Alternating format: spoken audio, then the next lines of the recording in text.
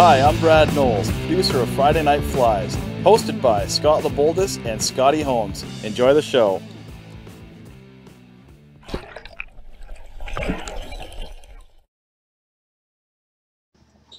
There it is. That's what she said. Oh, hey everybody, it's Friday Night Flies. Welcome to another episode. Where is it? On this side now? Well, you know what? I'm not seeing it all of a sudden, but you know what? We're going to put it This in black square here at some point that's up in the corner Hold on, will potentially be our new logo. So let us know what you think. There it And is. the bottom square down here is the fly we're tying. You know why? I'll tell you why it's not there, because I moved it into a different... We got it Oh, now, you put though. on a different Yeah, sticker. it's there now. Check out our new logo idea. See what you think. But anyways, it's Friday Night Flies. I'm Boulder. We're back again. We got volume. I just heard it. We're ready to rock and roll. So we are doing a Scud pattern today, which is a tribute fly to a dedicated F&F follower, Ryan. So thank you very much for sharing your pattern to us. The dude can tie. Oh, this guy. We love his flies. You know what? Go and check out our Facebook page. Tell them how to find them, man. Yeah, so if you go and you visit Friday Night Flies on Facebook, so that's Facebook/FridayNightFlies.com, and if you, on the right-hand side, if you scroll down, you'll be able to find the section that is our followers posts. I just learned it out myself, so maybe not everybody knows about it. Because, yeah, I always kind of ignored that side. I was reaching out to him. I'm like, damn, we need his recipe. We need that recipe. We need that recipe. Yeah. And I'm like, man, the guy sent us his recipe. If you guys have a killer fly that we need to tie, yeah, get it to us on Facebook, or you can send it to us via email or whichever. But on Facebook, we're always on it. Yeah. We've got 3 admins. The Facebook's a great option. You can even post your video on there, and maybe we can work out how to share it off of Facebook so that I don't sit here and bastardize your fly. But this was one of the ones that Ryan tied up, and again, like Brett said, awesome tire. He had a lot of really nice caddises. Ryan, you're addicted to caddis. Like I'm addicted to streamers. Yeah. Yeah. But anyways, they looked really good. Even Ethan was sharing some on there. I saw what you're going to be doing this week through there because I think you shared your pattern. So yeah, check it out. And yeah, let's get to it. I guess let's get down. Yeah, it's a Scud pattern. If you're a stillwater fisherman, there's the close-up. If you're a stillwater fisherman, this is definitely something that needs to be in your box. And if you look at the description, it says, if you haven't noticed these in the water, check your head. Look down in the water. That's right. Check your eyesight. Yeah, go to the doctor and get yourself a prescription pair of glasses because these things, this one is on the large size. The original pattern that Ryan shared with us, he was tying them in 16s. I didn't happen to have a 16 and a 3X long, but I did have 14. So this would be the big size. And you can tie them down as small as you can manage to do it, down to like an 18, even a 20. But look in the water. You're going to see tons of these things swimming around, and they are a huge staple for trout. A huge food source. That's what makes their meat so damn delicious. Yes, and if you do have a lake that has those in it, and it happens to be catch and keep, that is where you want to be keeping them. That's right. Makes them nice and sweet and tasty. And it makes them grow really fast, too. If they got that protein in their diet, man, that'll make big fish real quick. Yeah, definitely. So, we got our 3X long hook on here. I went with a curved shank, which helps with the shape of the fly, because they are a crescent shape. Here we got is lead tape, so it's sticky on one side, and I've cut off a nice thin strip, and we're going to try to start applying this. So I put it on past the head to start, because I don't want to gobble up all that head area, and we're going to wrap this back. And as I'm building up this bulk, we'll ask Ethan if he went home and practiced those stoneflies we were working on. I did. You did? I did. Did you nail her? For the most part, yeah. Yeah? I started to get the hang of it. So later on in the show tonight, you will see the stonefly pattern that we were working on. We did a little on-the-spot tutorial. Alright, so I'm wrapping down, and we're going to come back up. And so you've noticed I've gone past my starting point, and I'm going to do one more wrap towards the back. Fatten up this. Oh, broke off. See if we can get her started on there again. Yep, there we go. Alright, so that's what we're looking for. And I like the little tip that Ryan added. He does a little super glue down on this, on the lead wrap. No, it saves you from having to do tons and tons of thread wraps. And what I did at home was I actually wrapped my thread on there when it was still wet, and it helped to really bind this in. So I'm not really putting a lot on there, and I'm just kind of move it around. When you magnify it with the camera, it looks like you're giving it a bath. But you're really not putting that much on there.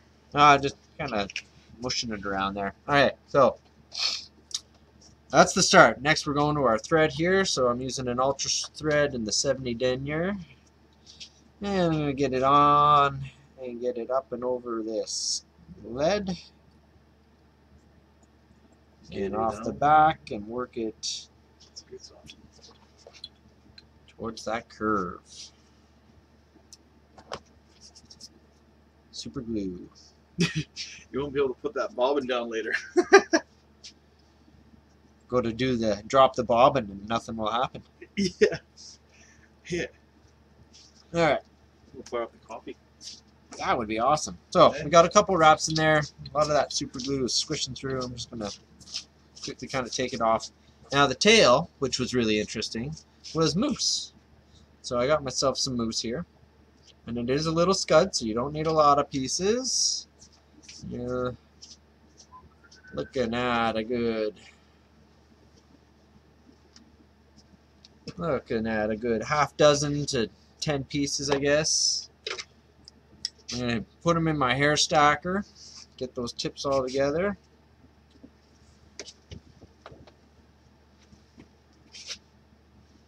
Lost a little bit of my mousse there. There we go. Give that a little tap on the table. And there's my nice mousse tips. Bingo. So, I'm going to put a nice little tail on this thing. One of them a little long. There we go. So I want that tail to be about half the length of that body. That's going to be my spot. Man, going from doing these big steelhead flies to these little nymphs takes a little adjustment. Yes, it does. Alright, so I got it secured there, and I'm going to wrap all this mousse going forward. It helps to build the shape of the scud, and just when I get past the lead wraps, if I can jump this up there, which might not happen, I'm going to fold that mousse back, work it to the back here, cut it on a taper. Missed a couple pieces, sorry, I'm hiding the camera.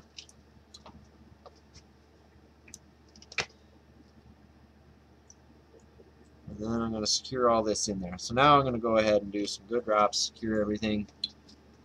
Make sure it's all sitting right on top. That's going to give you that nice hump characteristic of the scud. Well, you know what I forgot to do? Take your nail and depress that area that you folded over. And just build up a little bit of a dam. You want to build that up. There we go. Now what I did forget, Scotty, in your box you don't happen to have some small wire just sitting there, do you? Small wire. Oh, I found some. We're good. I got it. Ultra wire.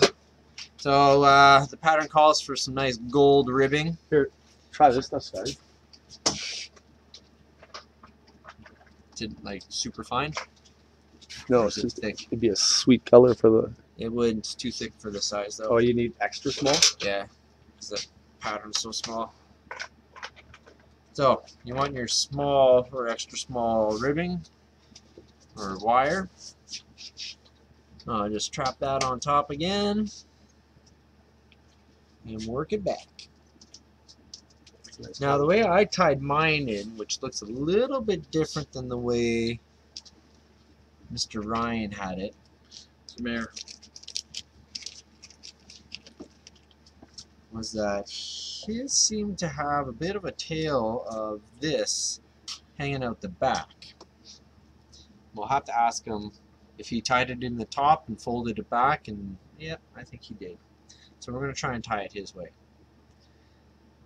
So typically with your Scud backs, you'd be attaching your Scud here, leaving it out the back, do your body, and then fold it back over and use that ribbing to secure it down as you move forward. But I'm going to see if I can't do it the way Ryan showed. With the dubbing loop, yeah. So, for the body, we're going to go with a dubbing loop. And we're going to get some rabbit dubbing in there. Now, I tried experimenting with it, and I tried doing it by dubbing it on. It doesn't have the same long fibrous effect that Ryan's fly had in his photo. So I discovered that if you dub it on, you get the effect that we are looking for. So get a nice little clump of your dubbing in there. So this pattern here, I'm going with the dark olive. Once I get it on, you'll be able to see what it looks like. It's just like any other dubbing loop. A little bit more here. Ooh. It's probably going to be too much. Rather have too long than too little.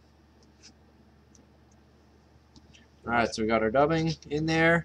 I got it spread out. I'm going to twist it up.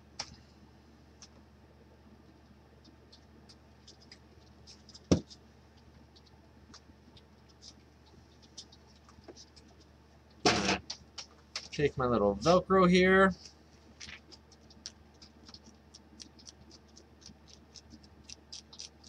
Get this dubbing pulled. Now, normally I have a little container of water beside me, which I don't have today. But I'm just going to take it and palmer this dubbing so we get nice long fiber all sticking out on the one side. And that's why you that's why you want to use water, a little container of water. You just don't know where that rabbit's been, Scotty. Oh, it's not so much that, it's the dye. The dye is the best part for you. Yeah. Oh. So I'm going to transfer that to my hackle pliers because my window, because the camera is real close this time. Yeah, because they're small. Yeah, so I'm going to try and negotiate around the camera. You can blame that on the cameraman. And my hook. Okay, there we go. So we got to our dubbing. So as we go, just make sure you're pulling that stuff back just like if you were wrapping up a hackle.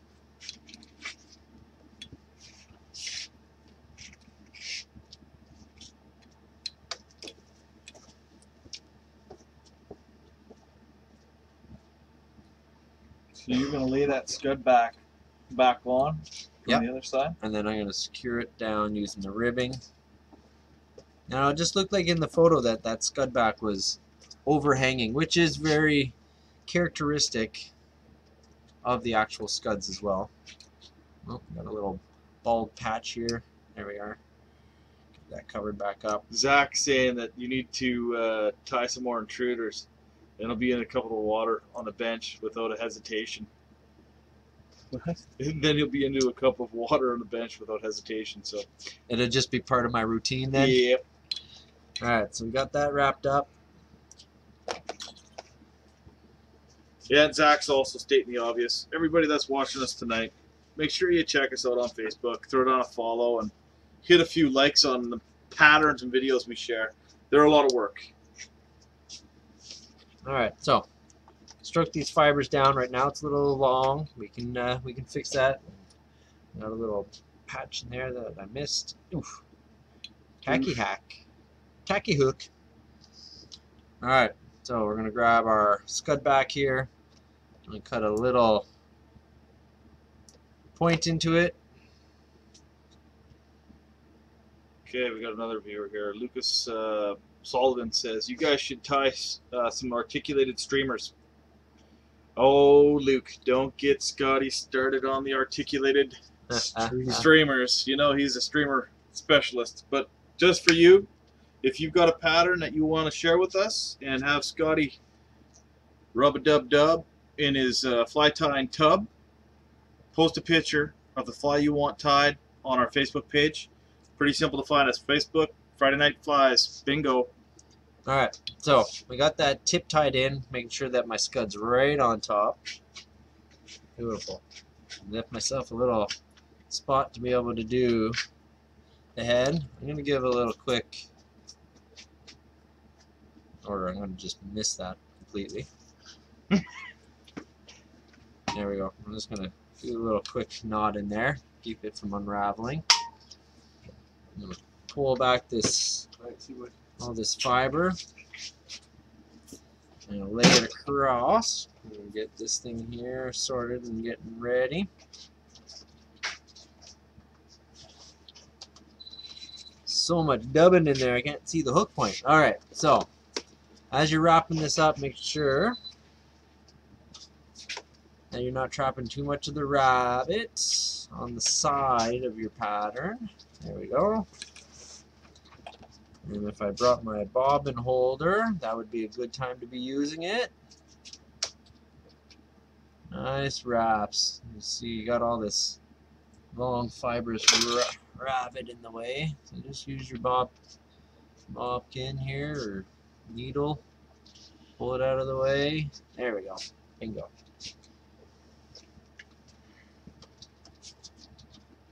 You see how it's pulling up all that rabbit, so just use your tools, get it out of the way, use your fingers, up and over.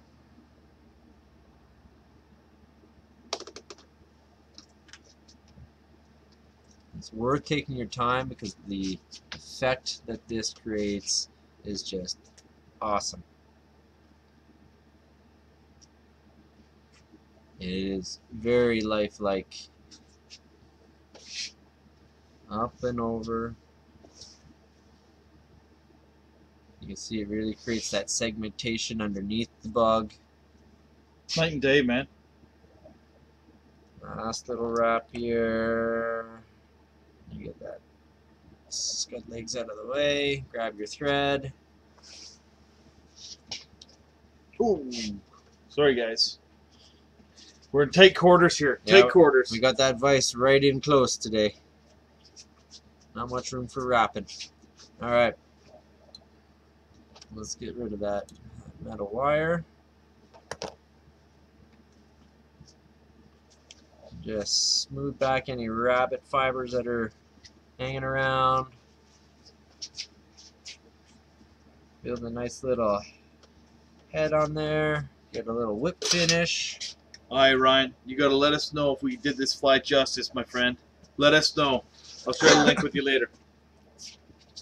Boom.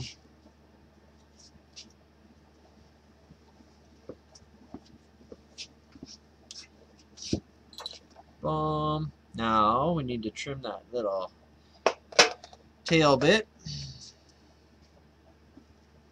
I'll just hold it out and I'm not trying to pull it so it disappears, and just give it a little trim there. And now, give us a shot of the back there quick, man. Let's have a look at that. Oh, now you see what I was seeing, eh? that's what you were seeing. Yeah. So what I like to do is I'm just going to rotate it in my vise a little bit. Then take my scissors. What scissors you running there? Dr. Slick right now. Aye. My little fly scissors.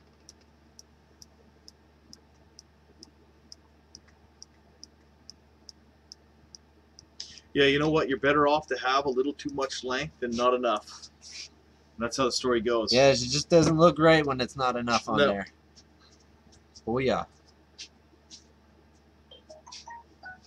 That is, you got your little moose coming out the back there. That's it. That's your little freshwater Scud. Give us a slow roll, man. Give me a thumbs in there or something. Give me a funny face in the background. Dip her down just a little bit there. Yeah. Yeah, perfect thumbnail. Turn it a little bit on its side there so we get it. There it is, right there. No, a little right there. Perfect. Now give me the funny face. Okay, thumbnail. Thumbnail pose. So there. That's how we get our photos for it. But yeah, that's your little Scud there. And like Ryan had mentioned in his notes to us, he ties them in this color, in tan, gray. You know, even like a salmon pink would work as well. Man, just depends on where you're fishing. Yeah, every lake is kind of a little bit different. They all got different colors. Yeah, so you're trying to match the bottom color of your lake. We're gonna basically. go. Yeah. Let's go up top. How's Check it going, out that guys? beautiful logo. Top right corner. Pointer up there. You're pointing at it.